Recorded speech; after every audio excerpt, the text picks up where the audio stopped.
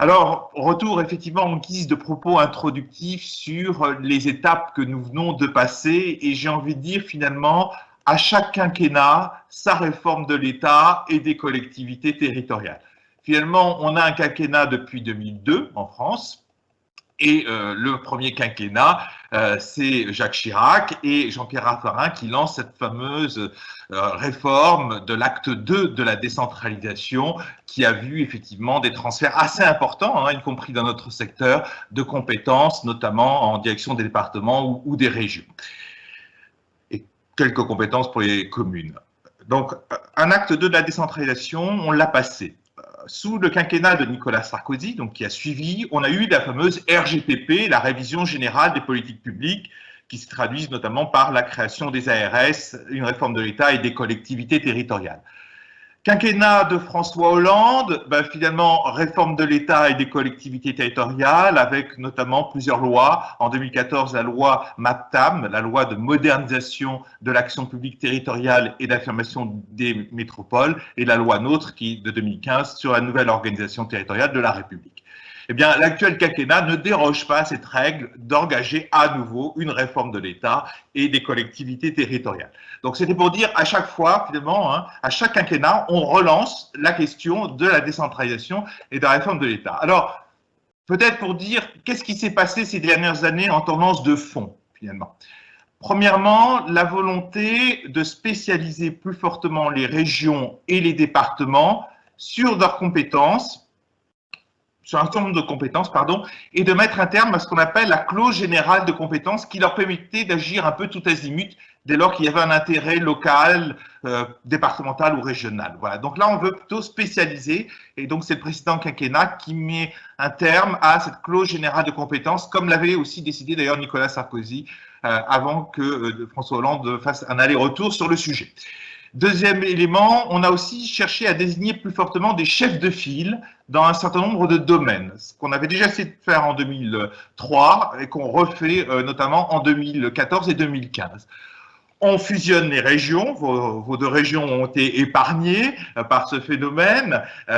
On renforce les missions des régions sur un certain nombre de sujets, notamment le développement économique, et on sait à quel point c'est important en ce moment, sur la gestion des fonds structurels européens, sur la formation, sur l'aménagement du territoire. Et on enlève certaines compétences aux départements pour les confier aux régions. On pense par exemple au développement économique. Les départements avaient certaines compétences en la matière qui ont été confiées aux régions, et on pense par exemple au transport scolaire, à l'exception du transport des élèves handicapés, donc ce transport scolaire qui est confié aux régions. Ça, on va dire, voilà, on spécialise les régions, on spécialise les départements plus fortement, on essaie de désigner des chefs de file pour coordonner certaines politiques publiques, on renforce les régions. Au niveau départemental, redécoupage des cantons, parité dans les assemblées départementales et perte de certaines compétences du département au profit de la région ou au bénéfice des métropoles.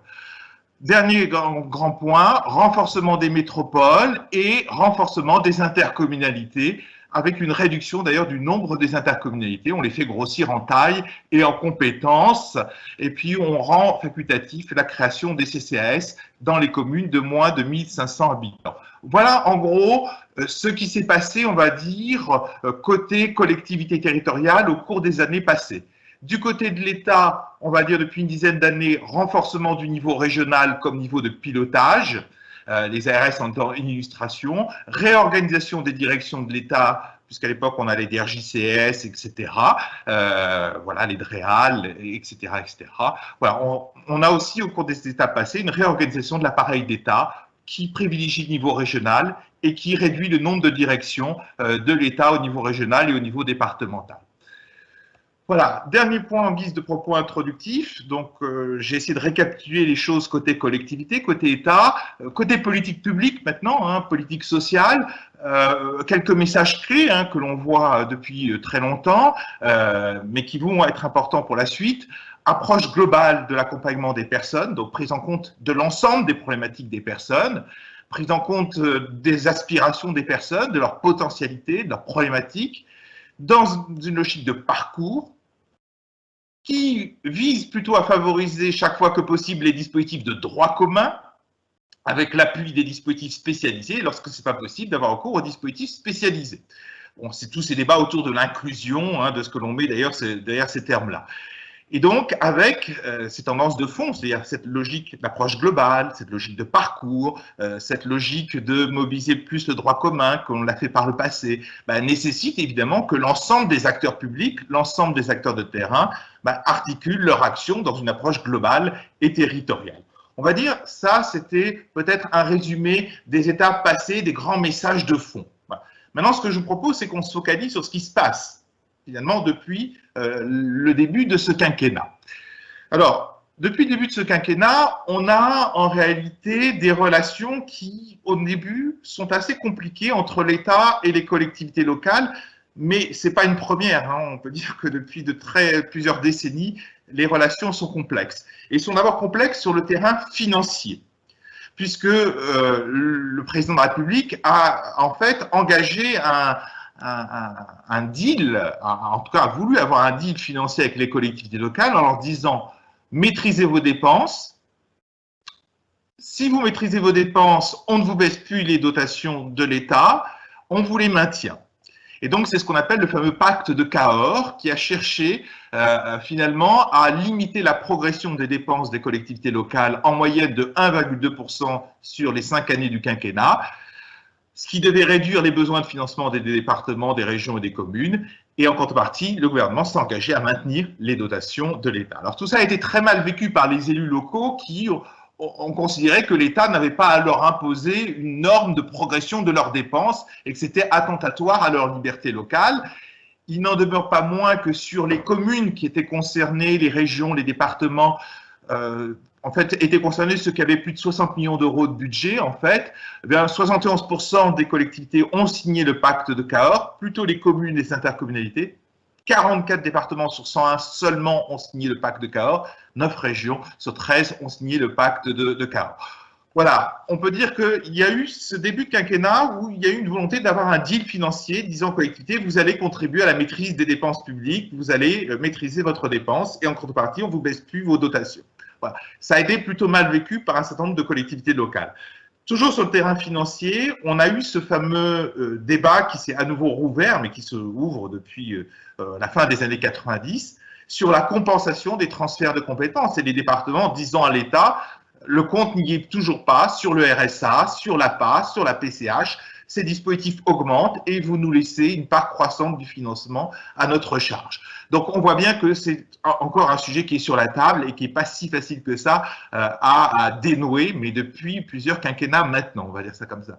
Et puis c'est rajouté, toujours sur le versant financier, la question de la suppression de la taxe d'habitation. Alors effective pour 80% de la population et qui le sera d'ici 2023 pour les 20% de la population restant.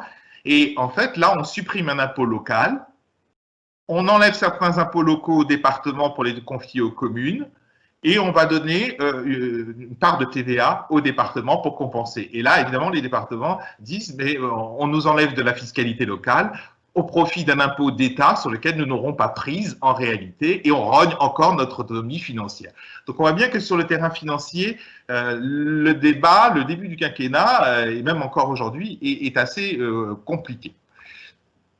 Ce début de quinquennat a été d'autant plus compliqué que par ailleurs, les régions se sont vues retirer une compétence qu'elles estimaient importante pour elles en matière d'apprentissage, puisque la loi pour un avenir professionnel du 5 août 2018 a en fait retiré aux régions cette compétence pour la confier aux branches professionnelles avec la création de France Compétences par ailleurs comme structure financière. Et donc, les régions se sont trouvées dessaisies de la grande partie de leurs compétences en matière d'apprentissage. Il leur reste quelques fonds limités qui leur sont octroyés par France Compétences. Donc, ça a été très mal vécu par les régions qui ont vécu ça comme une perte de pouvoir, une perte de compétences. Alors ça, c'est la première partie du quinquennat qui est donc plutôt compliquée, on va dire, entre l'État et les élus.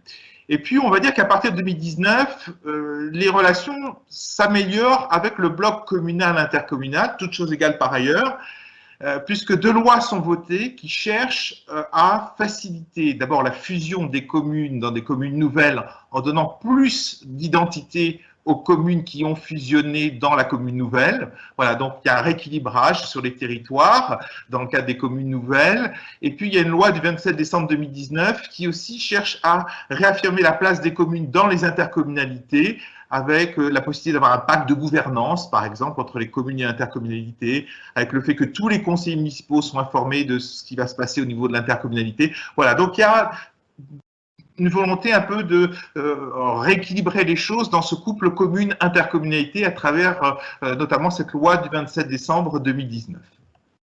Je fais simple. Donc, des questions financières complexes.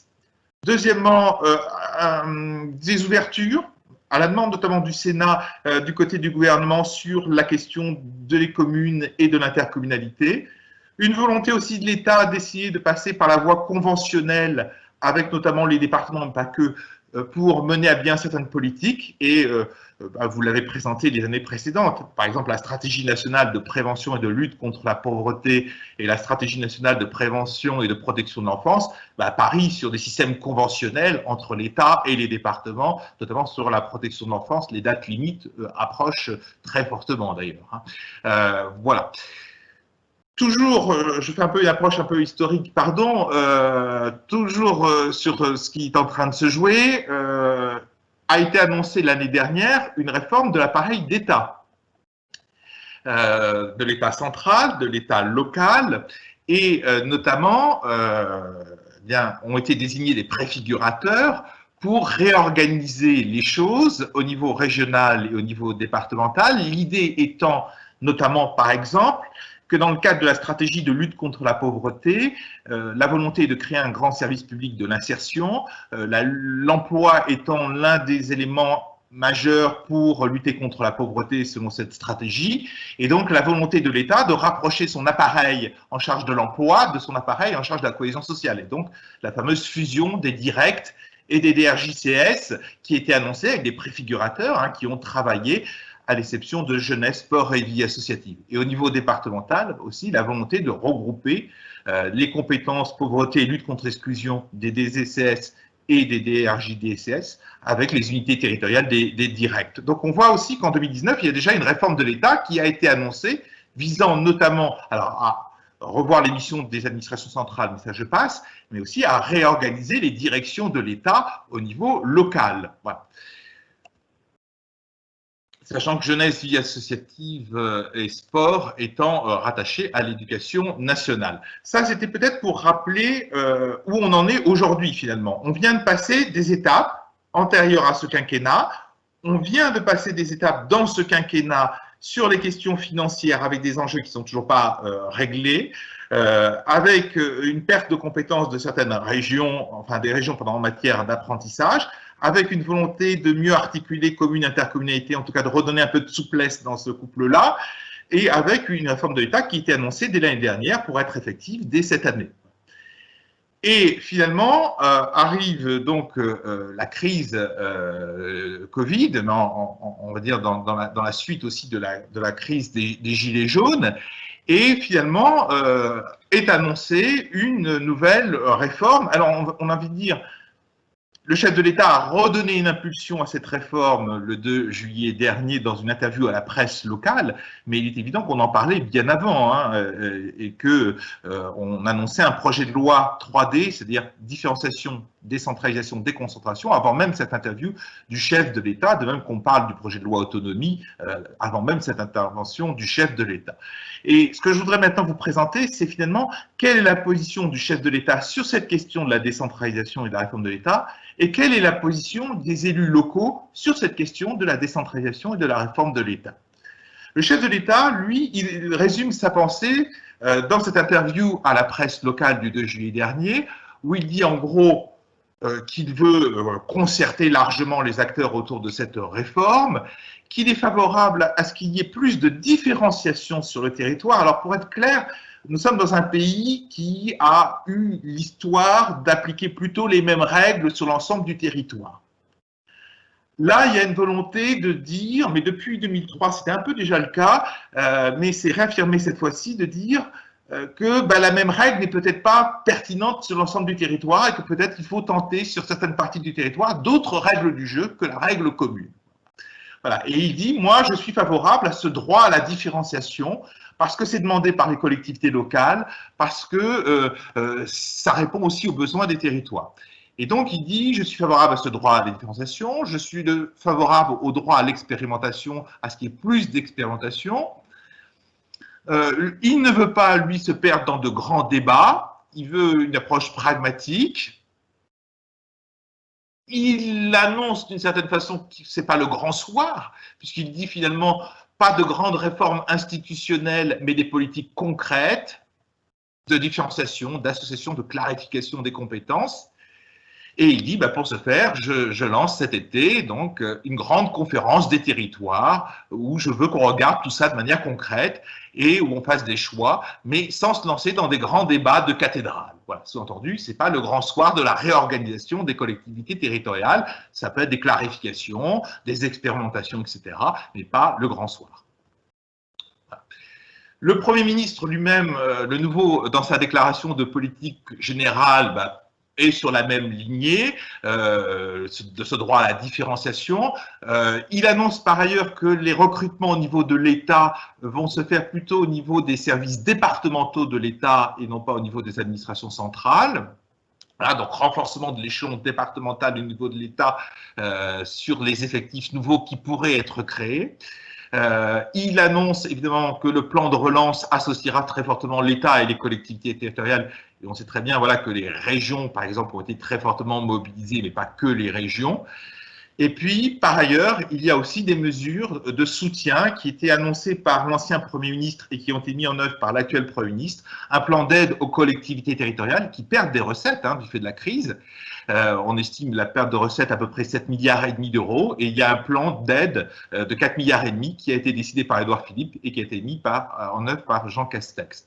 Voilà. Et puis, n'oublions pas par ailleurs que s'annoncent les futurs contrats de plan État-région 2021-2027 qui vont bien sûr se mettre dans la droite ligne des plans de relance. Bon, première position, donc un État qui lui affirme sa volonté plutôt d'expérimenter les choses, d'avoir un droit à la différenciation, de clarifier certains points, mais pas de grand soir, et plutôt d'être dans le concret, et dans le concret notamment de la reprise économique et de la relance. Du côté du Sénat, il y a un rapport qui est sorti cet été, complété d'ailleurs par un rapport du 15 septembre dernier, où le Sénat, et pas que le Sénat d'ailleurs, le Sénat qui a travaillé beaucoup avec les grandes associations d'élus locaux, l'ADF, l'Assemblée des départements de France, l'ARF, l'Assemblée des régions de France, l'AMF, l'Association des maires de France notamment, le Sénat lui présente sa position sur la décentralisation et la réforme de l'État. Alors, il y a 50 propositions, on ne va pas toutes les voir. Ce que je vous propose, c'est peut-être qu'on voit le fil directeur et ensuite quelques exemples concrets de notre secteur. Le fil directeur, c'est d'abord que le Sénat veut qu'on réaborde la question financière. Et il dit notamment, si quelqu'un décide, il doit payer. Sous-entendu, si l'État décide un certain nombre de choses, il doit payer. Alors, on va peut-être en voir l'illustration tout à l'heure, parce que les hausses de salaire dans le cadre du Ségur de la santé concernant les EHPAD, c'est peut-être aussi un message. Voilà. Et la loi de financement de la sécurité sociale pour 2021, on va le voir, prévoit que cette hausse des rémunérations, y compris sur la section dépendance et la section hébergement des EHPAD, sera prise en charge par les crédits nationaux, via la CNSA, ce sera l'assurance maladie qui financera cela, en fait. Voilà. En tout cas, il y a une volonté d'inscrire dans la Constitution qu'à partir du moment où il y en a un, par exemple, l'État décide, il doit payer, en gros. Et que celui qui décide paie plus largement. Deuxième élément, c'est de se dire qu'il y a la nécessité de se revoir régulièrement entre l'État et les collectivités locales pour repenser la question des niveaux de financement pour compenser les transferts de compétences. Voilà. Là encore, il y a l'idée que le compte n'y est toujours pas et qu'il faudra revoir régulièrement cette question-là. Il y a aussi l'idée d'inscrire dans la Constitution et de garantir les ressources des collectivités et d'avoir une péréquation plus juste. Voilà. Alors ensuite, ça c'est les volets financiers. En gros, sécurisation du volet financier et rediscussion des niveaux de compensation des transferts de compétences. Ensuite, le Sénat redit un certain nombre de choses sur chacune des collectivités. Il dit, par exemple, qu'il veut que les communes continuent à avoir cette fameuse clause générale de compétence, c'est-à-dire puissent agir tout azimut dès lors qu'il y a un intérêt communal en jeu, et que les communes ne soient pas spécialisées sur des compétences limitées, contrairement à ce qui s'est passé au niveau des départements et des régions. Il veut aussi qu'il y ait plus de souplesse au sein du bloc communal, intercommunal, en fonction du territoire, en fonction des réalités locales. Voilà, qu'on assouplisse encore les règles du jeu. Sur les départements, il veut qu'on élargisse les compétences du département, notamment sur les solidarités sociales, médico-sociales et territoriales. Et sur les régions, il veut renforcer les compétences des régions sur l'aménagement du territoire, l'emploi, la formation, l'enseignement supérieur, le développement économique. Donc, vous voyez, on est plutôt sur un rapport qui annonce des transferts de compétences, là, très clairement. Voilà. Et donc, sur l'État, il y a un petit mot, et ensuite on va prendre des exemples concrets dans notre secteur. Sur l'État, l'idée, c'est de privilégier plutôt l'échelon départemental, le préfet de département, comme interlocuteur. Alors, si on prend quelques exemples concrets donnés par le rapport du Sénat, sur le logement, eh bien, en fait, le Sénat propose de déléguer les politiques de l'État aux collectivités territoriales en matière de logement, donc transfert de compétences. En matière de santé, le Sénat propose de confier la présidence de l'ARS, qui aujourd'hui est assurée par le préfet de région, au président du conseil régional. S'agissant de l'autonomie des personnes, c'est-à-dire handicap, personnes âgées, il propose que le département prenne la main, notamment en matière de tarification, sur les établissements pour personnes âgées et pour personnes handicapées, c'est-à-dire concrètement que le président du département devienne autorité de tarification des EHPAD et soit le seul à tarifer les EHPAD, les femmes, les SAMSA, etc. Donc, vous voyez, là, il y a un transfert, en tout cas, peut-être pas de financement, mais de responsabilité qui est proposé par le Sénat. C'est pas fini. Si on regarde quelques autres exemples, en matière de santé scolaire, la volonté de transférer et de renforcer le rôle des départements. En matière d'enfance et de famille, eh bien de confier la politique d'action sociale des CAF en matière familiale au département. Voilà, donc c'est pas rien ce qui est proposé. Voilà. A contrario, sur ce domaine de l'enfance, le rapport du Sénat propose que l'État reprenne la main sur les mineurs non accompagnés et que éventuellement les départements agissent par délégation de l'État. Et là, on voit bien que ça va complètement à rebours de la position défendue par les associations et à rebours même de la position défendue par le précédent défenseur des droits, Jacques Toubon, qui préconisait, lui, d'avoir une approche globale et de considérer ces jeunes comme des mineurs et pas comme des mineurs à part, même s'ils ont des particularismes, évidemment, dans leur histoire et dans les accompagnements à mettre en œuvre. Voilà, donc ça, c'est la position du Sénat. C'est donc une position qui est, on décentralise fortement, très très fortement, y compris sur des domaines assurance maladie du médico-social, voilà, qui jusqu'alors n'étaient pas touchés par les mouvements de décentralisation. Voilà. Et y compris d'ailleurs sur les politiques d'action sociale des CAF. Voilà. Donc c'est pas rien ce qui est proposé par ce rapport du Sénat, qui est confirmé par un rapport du 15 septembre dernier, qui est encore plus explicite: rallier les citoyens, rallier les territoires, le rôle incontournable des départements. Donc là, le Sénat en remet une couche sur les transferts qu'il propose en matière notamment sociale et médico-sociale en direction des départements. Voilà, ça c'était pour vous dire quelle est la position des différents acteurs. Un État qui, lui, est sur une logique plus limitée d'expérimentation, de clarification, d'expérimentation, et un Sénat qui, lui, est sur un des phénomènes plus importants de transfert de compétences. Alors, pour l'instant, qu'est-ce que l'on a concrètement? Parce que finalement, ce que je viens d'évoquer, c'est l'interview du chef de l'État, une déclaration de politique générale, et puis de l'autre, un rapport, deux rapports du Sénat. Pour l'instant, concrètement, qu'est-ce que l'on a? Eh bien, on n'a qu'une partie des réponses. Parce que pour l'instant, on n'a que le projet de loi qui est sur les expérimentations. C'est-à-dire qu'on a eu cet été un projet de loi organique, c'est-à-dire un peu particulier, mais peu importe, sur les expérimentations du 29 juillet dernier, qui en fait cherche à assouplir le cadre des expérimentations qui a été introduit en 2003 par la réforme Raffarin. L'idée, c'est qu'on puisse lancer plus facilement les expérimentations, que les actes des collectivités locales puissent plus facilement entrer en vigueur et qu'à la fin, on ne soit pas obligé d'être dans le tout ou rien. Parce qu'aujourd'hui, dans le cadre des explantations, soit l'explantation, elle marche et elle est généralisée à tout le territoire français, soit elle n'est pas jugée concluante et elle est abandonnée pour tout le territoire français.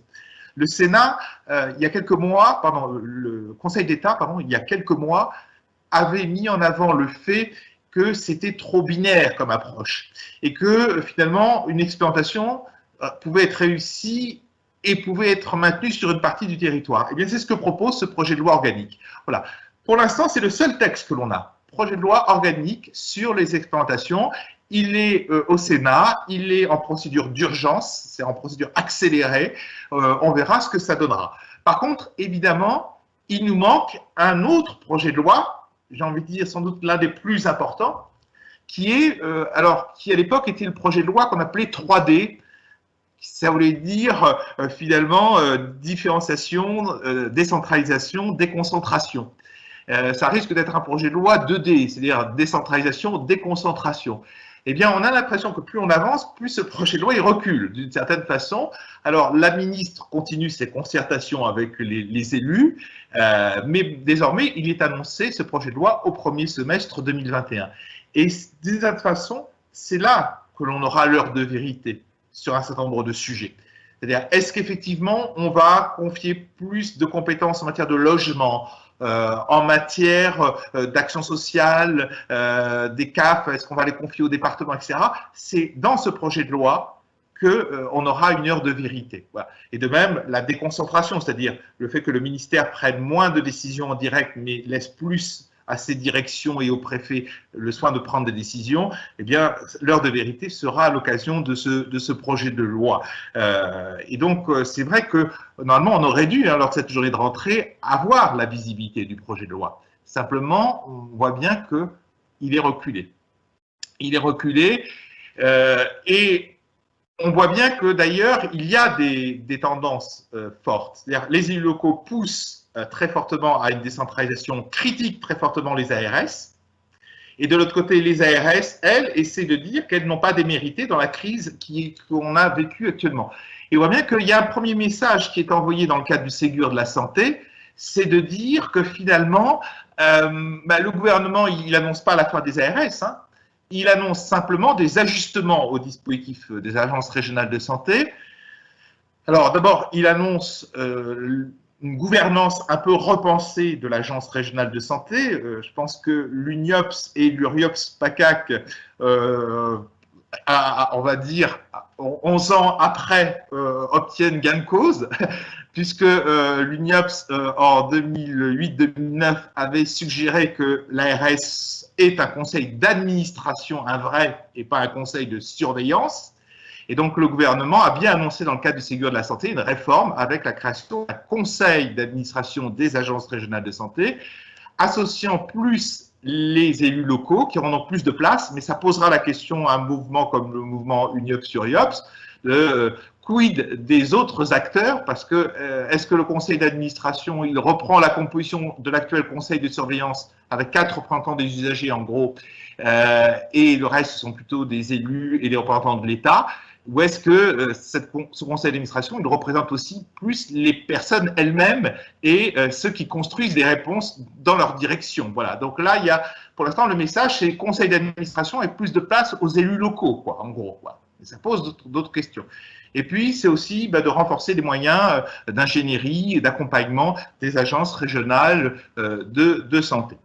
Alors, j'aimerais peut-être, en une dizaine de minutes, si ça m'y est autorisé, peut-être vous dire, et ce qui nous permettra aussi de parler du projet de loi autonomie, vous dire un peu ma position sur ce sujet, sur cette réforme, dont on voit bien qu'effectivement, il nous manque beaucoup de clés encore, puisqu'on a plutôt des prises de position. On a un projet de loi, mais qui est quand même limité sur l'expérimentation, et d'une certaine façon, tout est à venir. Tout est à venir. Première question, c'est est-ce que finalement, cette réforme, ça va être une énième réforme sur laquelle on reviendra dans 2 ou 3 ans? C'est-à-dire que finalement, faute de traiter à chaque fois les vrais sujets ou tous les sujets, on est obligé de rouvrir le chantier régulièrement. Voilà. Et donc, moi, me semble-t-il, si on veut réussir cette réforme de la décentralisation, de la réforme de l'État en lien avec des politiques sociales qui répondent vraiment aux besoins des personnes, eh bien, il y a d'abord une question de méthode. La question de méthode, c'est qu'effectivement, on associe les citoyens, leur corps intermédiaire, et donc notamment le monde associatif, à cette réforme. Parce que la question de la décentralisation, de la réforme de l'État, c'est pas qu'une question entre l'État et les élus locaux, c'est bien une question de société. C'est bien la question de quels sont les défis auxquels on est confronté à court, moyen et long terme, qu'est-ce qu'on attend de la puissance publique, qu'est-ce qu'on n'attend pas d'elle, à l'intérieur de la puissance publique, qu'est-ce qu'on attend de l'État, quel rôle on lui assigne, quel rôle on assigne à la sécurité sociale et à la protection sociale, quel rôle on assigne aux collectivités territoriales, et puis quel est le modèle économique pour financer tout ça. Donc il y a quand même un enjeu qui n'est pas un enjeu simplement tu occupes quelle place toi État par rapport au département. C'est un enjeu beaucoup plus large de société et ça ne peut, à mon avis, être sereinement abordé que si on associe l'ensemble des parties prenantes à ce débat-là. Parmi les défis que l'on voit, évidemment, depuis très longtemps, depuis plusieurs décennies, il y a l'avancée en âge de la population. Et on voit bien que le projet de loi autonomie va bien devoir faire des choix sur qui fait quoi dans ce chantier-là. Et on voit bien que ces données du chantier du 5e risque, qui est régulièrement ouvert, puis refermé, puis réouvert, quinquennat après quinquennat, eh bien, de toute façon, à un moment donné, la réalité nous rattrape. La pyramide des âges nous rattrape. Aujourd'hui, on sait très bien que, évidemment, en 2050, on aura 4,8 millions de personnes de plus de 85 ans, dont 2,2 millions seront en perte d'autonomie. On sait bien que dès aujourd'hui, il y avait encore un article tout à l'heure dans le journal Le Monde qui paraissait, qu'évidemment, nous avons des taux d'encadrement qui ne sont pas bons, dans l'aide à domicile comme dans les EHPAD, des niveaux de rémunération qui ne sont pas attractifs, malgré quand même les mesures Ségur de la santé, mais qui sont très partielles, les mesures de Ségur de la santé, et qui, par exemple, ne revalorisent pas l'aide à domicile, et puis par ailleurs ne touchent que les EHPAD. Alors c'est important, évidemment, les EHPAD, et il faut saluer la mesure, mais simplement, elle est limitée à une partie du secteur. Voilà. Les taux d'accident du travail qui sont plus dans ces secteurs-là, donc tout ça, ça rend les métiers pas attractifs.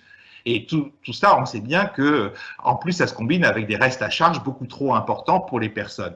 Donc ces données, elles sont connues, mais j'ai envie de dire, elles sont connues depuis des décennies. Le rapport de Dominique Libault, remis en mars 2019, faisait 175 propositions. On connaît les voies possibles pour traiter cela. On a eu une loi en août dernier qui nous a annoncé un rapport de Laurent Vachey pour le 15 septembre dernier. En gros, la loi de financement de la sécurité sociale pour 2021 va contenir quelques mesures sur le sujet. Mais le gros du sujet risque d'être abordé après. Alors, il y a deux grands articles dans le PLFSS 2021 qui a été rendu public hier, enfin rendu public dans son texte, puisque le communiqué de presse et le dossier de presse avaient été rendus publics plus tôt. Mais il y a quoi dans le texte tel qu'il a été rendu public hier? Il y a d'abord une question autour de la gouvernance de la CNSA, des missions de la CNSA, des financements de la CNSA, mais ça ne règle pas la question à terme, c'est des clarifications, des réarticulations à court terme. Et puis, il y a une autre mesure dans le projet de loi de financement, c'est le financement du Ségur de la santé pour les EHPAD, puisque là, il y avait quand même un enjeu très très fort qui était que revaloriser les rémunérations, c'était nécessaire, mais sur l'hébergement, sur la dépendance, ça risquait d'augmenter les restes à charge pour les personnes âgées, pour leur entourage et pour les départements. Et donc, il y a 1,4 milliard d'euros dans le PLFSS pour 2021 pour financer les revalorisations des rémunérations des EHPAD. Voilà, mais cela étant, tout est renvoyé quand même à une future loi autonomie en 2021. Et donc là, il y aura des vraies questions. C'est est-ce que ce 5e risque, c'est comme ça a été annoncé en août, un risque de sécurité sociale, donc avec des financements de sécurité sociale, mais qui gère ce risque de sécurité sociale? La sécurité sociale, avec derrière les ARS, préconisation du rapport Dominique Libault, ou est-ce que cette compétence sécurité sociale est déléguée au département pour la mise en œuvre? Deuxième scénario, est-ce que c'est le département plutôt qui prend la main avec plus de financement de la CNSA? Troisième scénario, est-ce que c'est l'assurance? Et donc, ce débat, on va bien l'avoir au Parlement à un moment donné. Pour les personnes âgées, et puis il y a aussi quand même le vieillissement des personnes handicapées que va traiter aussi cette future loi, puisque nous sommes très en retard en termes d'accompagnement. Donc, on voit bien que c'est une loi sociale, mais qui va reposer la question de qui fait quoi dans ce pays autour de l'accompagnement des personnes âgées et des personnes en situation de handicap vieillissantes. Autre élément, c'est qu'on sait bien que, par exemple, dans le champ du handicap, il serait aussi nécessaire de clarifier qui fait quoi. Et que là aussi, il y a beaucoup de rapports qui préconisent depuis longtemps de faire varier les curseurs. Alors, dans un sens ou dans un autre. Par exemple, sur les femmes, les foyers d'accueil médicalisés. Parfois, certains publics des femmes, pas toujours, mais certains publics des femmes sont les mêmes que ceux qu'on accueille en masse. Et parfois, on a orienté dans un FAM des personnes parce qu'il n'y a pas de place en masse. Or, les modes de financement ne sont pas les mêmes en masse ou en FAM. Alors que parfois, on a des publics qui sont en partie identiques. Avec deux financeurs en FAM qui souvent se renvoient la balle, avec en plus plein de pratiques variables sur le territoire, sur la reprise des déficits. Voilà. On voit bien qu'il y a depuis très longtemps une proposition de simplification qui est de dire éventuellement confions l'ensemble du financement des femmes à l'assurance maladie. Ça, c'est ce que préconisait un certain nombre de rapports il y a une dizaine d'années. Les départements, eux, préconisent de prendre, eux, la main. Voilà. Donc là aussi, il va y avoir un sujet sur ces structures à double financement, département, assurance maladie dans le champ du handicap. Est-ce qu'on met un terme à ce double financement? Et si oui, qui prend la main? Sur le domaine de l'enfance et de la famille, on a aujourd'hui des politiques qui sont très éclatées finalement. On a l'ASE, la PJJ, l'enfance handicapée, la politique d'action sociale des CAF, comme si les enfants rentraient dans une case et dans une seule case.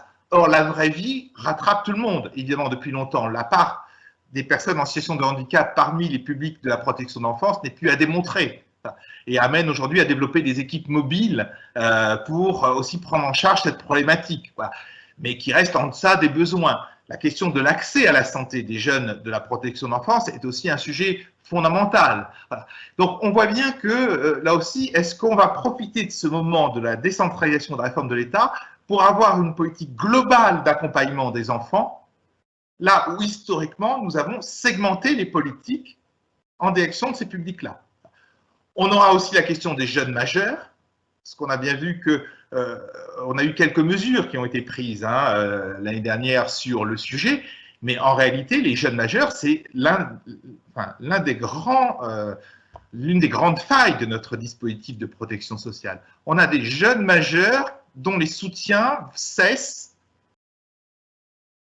parfois du jour au lendemain. Voilà. Alors, bien sûr, il y a des mesures qui ont été prises pour certains jeunes, dès lors qu'ils étaient pris en charge par l'ASE avant tel âge, etc., etc. Voilà, d'accord. Mais ça ne règle pas le cas de tous les jeunes majeurs. Et donc, on a des jeunes majeurs qui aujourd'hui sont en très grande précarité, faute d'avoir un système de protection sociale et des acteurs publics qui se mobilisent très fortement sur leur situation. Voilà.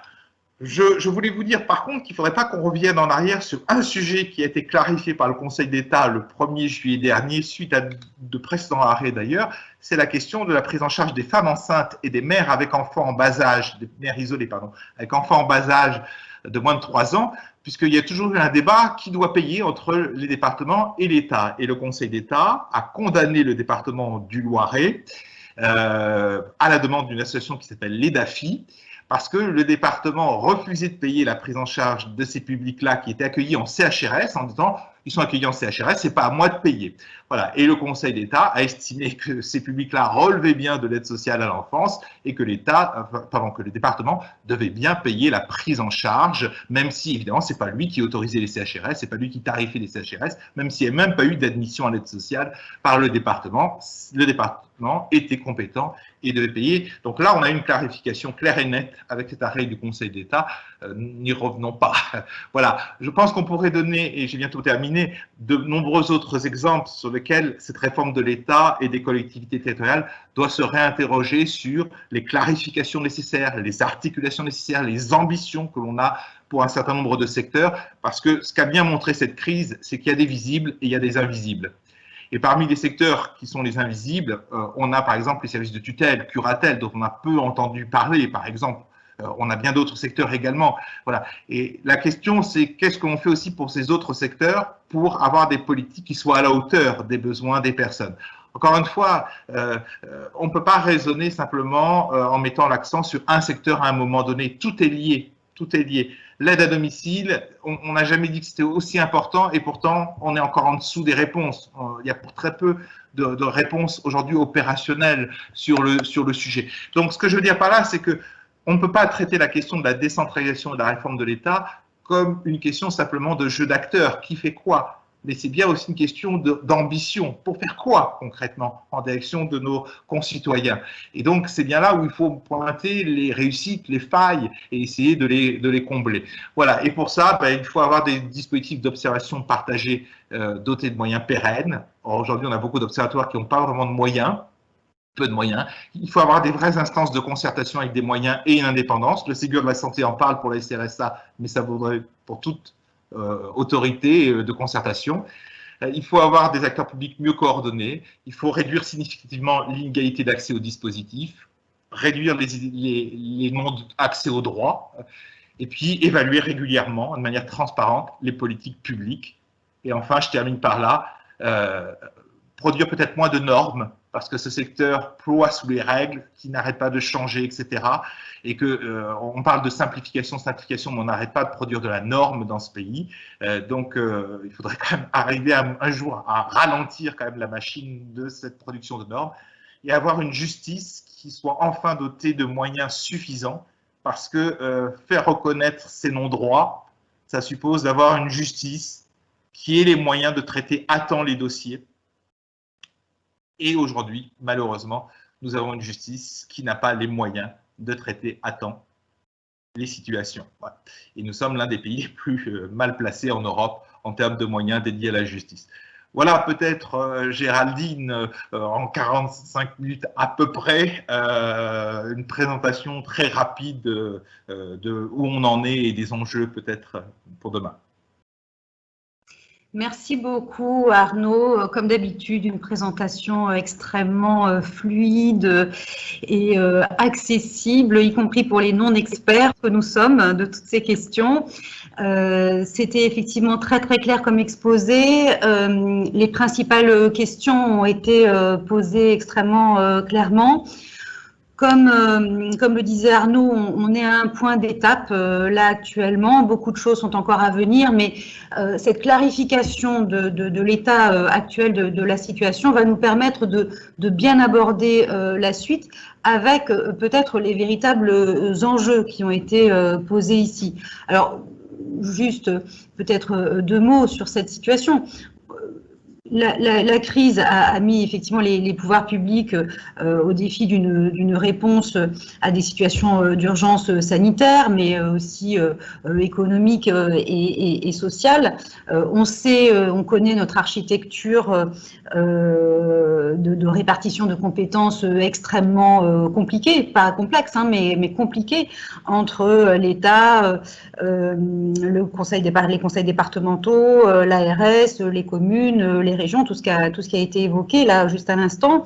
Déjà en temps normal, c'est extrêmement compliqué, mais effectivement, la crise a accentué cette complication et a montré à quel point cet enchevêtrement extrêmement complexe est venu finalement desservir la mise en œuvre de politiques publiques, alors même que les besoins étaient à la fois immédiats et de très grande ampleur.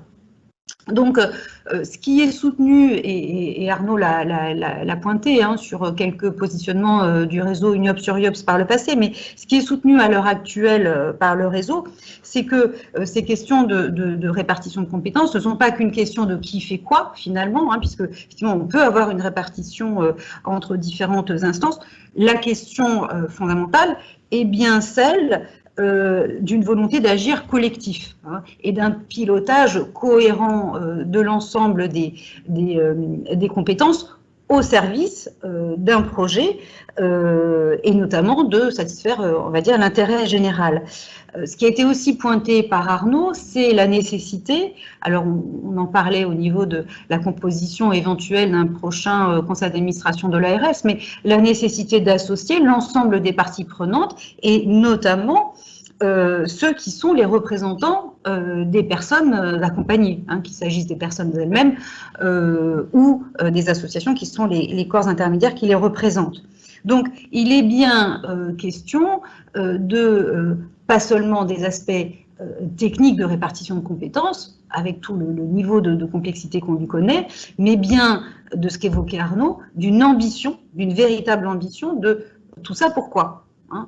Donc, de peut-être se recentrer davantage sur les objectifs à poursuivre que sur la mécanique technique de répartition qui, quelquefois, nous occupe beaucoup, hein, mais au détriment des vraies questions. Quelque part, on se retrouve un peu dans le schéma des associations d'aujourd'hui qui ont beaucoup d'aspects techniques à gérer et un peu moins de temps, quelquefois, malheureusement, hein, c'est souvent au détriment de la réflexion sur le projet politique et sur le projet même des associations en tant que corps intermédiaire, représentant des intérêts des personnes qu'elles accompagnent. Donc, merci Arnaud pour cette présentation qui nous positionne sur cette journée de rentrée sur une forme d'introduction de tous les travaux que nous allons devoir mener tout au long de l'année et auxquels nous associerons l'ensemble de nos adhérents.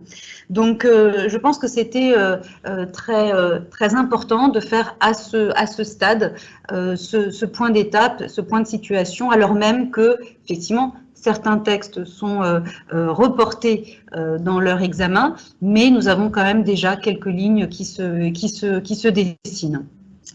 Donc, voilà, alors nous avons une question qui est posée par un participant dans la mesure de changement de tarificateur pour l'ex-passage des femmes sur une tutelle complète de l'État.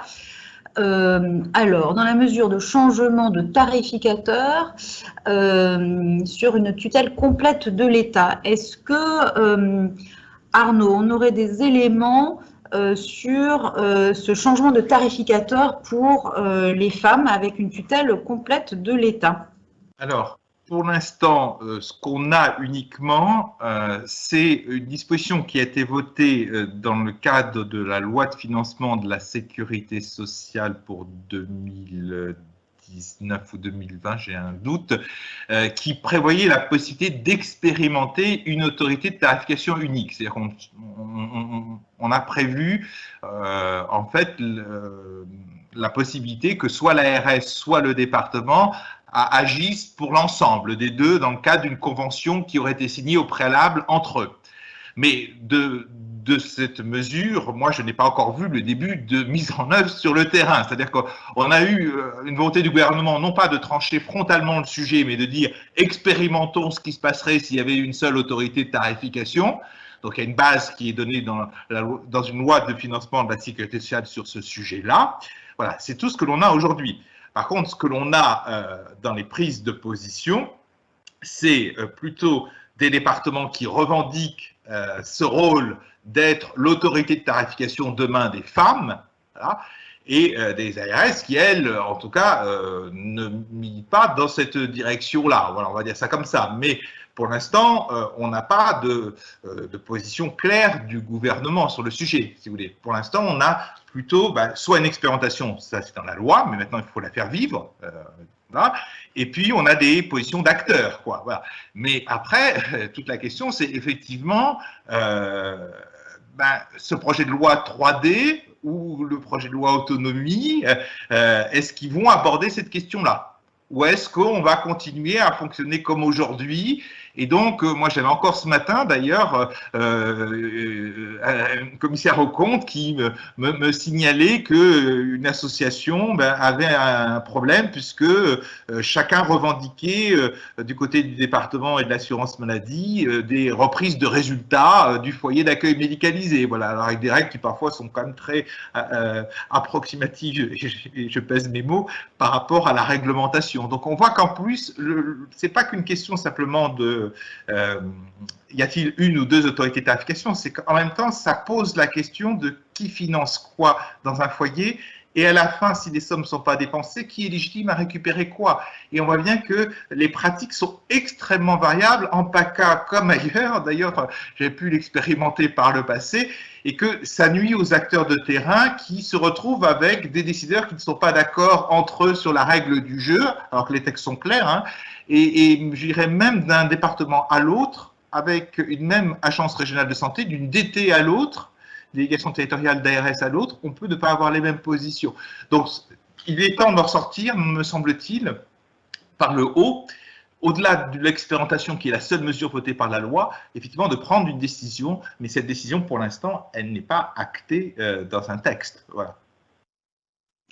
Merci Arnaud. Alors, en complément de cette question, il y avait quid des CPOM en cours. Bon, comme pour le moment, rien n'est concret, hein. Pour le moment, il n'y a pas d'impact sur les CPOM, en tout cas pas prévisible. Alors, une autre question qui est posée, Arnaud, par des personnes que tu connais bien, donc voilà, tu es tutoyé dans cette question. Est-ce que tu crois à une expérimentation possible sur des financements conjoints DRJSCS, ASE, ARS, pour améliorer le parcours des jeunes de 16 à 25 ans de la protection de l'enfance en grande souffrance psychique?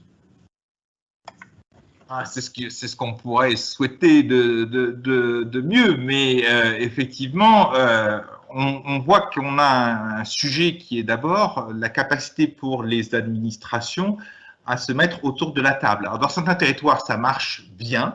Il faut quand même aussi dire que quand ça existe, que les acteurs sont capables de se mettre autour de la table. Mais on voit bien que dans d'autres secteurs, on a des difficultés des acteurs à parler ensemble. Voilà. Et donc, concrètement, on pourrait se dire que soit on clarifie fortement les choses et on simplifie radicalement le paysage, mais je n'y crois guère d'une certaine façon parce que ça remet trop en cause notre histoire. Donc en fait, le grand soir, il ne serait pas si simple que ça d'ailleurs à mener, mais je n'y crois guère. Donc effectivement, l'autre piste, c'est celle qui est évoquée par le participant, c'est effectivement de se dire comment ceux qui sont en situation de responsabilité, pour une partie des aspects, se mettent autour de la table pour construire quelque chose de cohérent, voilà, et de global. Et donc, je peux simplement dire qu'aujourd'hui, c'est ce qu'il faudrait faire, effectivement. Maintenant, quand vous voyez la difficulté, par exemple, à l'occasion de négociations de CPOM, à mettre le département et l'ARS autour de la table dans certains territoires, je ne généralise pas, parce que dans d'autres territoires, ça se passe très, très bien. Mais vous vous dites que DRJCS, ARS, conseil départemental, ça va devenir compliqué. Voilà. Quand je regarde les CPOM, CHRS dans certains secteurs, où pourtant il y aurait des choses à faire entre, par exemple, les CHRS, les lits soins santé, les lits d'accueil médicalisés, avec des réorganisations à opérer, et que tout d'un coup, vous avez une direction de l'État qui dit, moi, le CPOM, ce sera que sur mon champ de responsabilité, et ce sera d'ailleurs que sur le BOP 177 qui finance les CHRS et les intermédiations locatives, etc. Et leur question qu'il y a un autre décideur à mes côtés, bah, c'est un peu frustrant, quoi, parce que pour le coup, on peut se dire, on a un cadrage national sur les CHRS qui offre cette possibilité d'ouvrir, et on a parfois des acteurs qui, au niveau local, referment ces possibilités. Encore une fois, je ne généralise pas, hein, parce qu'il y a d'autres territoires où on voit au contraire des directions de la cohésion sociale, des ARS et des départements se mettre autour de la table et travailler ensemble de manière intelligente, cohérente. Donc moi, je ne connais pas seulement bien la région PACA pour évidemment rentrer dans les subtilités territoriales de votre région et encore moins la région Corse pour rentrer dans les subtilités de la collectivité territoriale unique et de ses liens avec évidemment les administrations d'État. Mais oui, faute de grand soir, il faudrait cette ambition et cette cohérence. Merci beaucoup Arnaud pour ces compléments. Je pense qu'on a fait le tour des questions posées par les participants. Alors peut-être pour terminer cette séquence, je vous propose que nous visionnons une petite vidéo, une courte interview de 5 minutes de Jérôme Voiturier, le directeur général de l'UNIOPS, qui nous donne un peu son sentiment sur le contexte de cette rentrée. Merci beaucoup Arnaud pour cette brillante intervention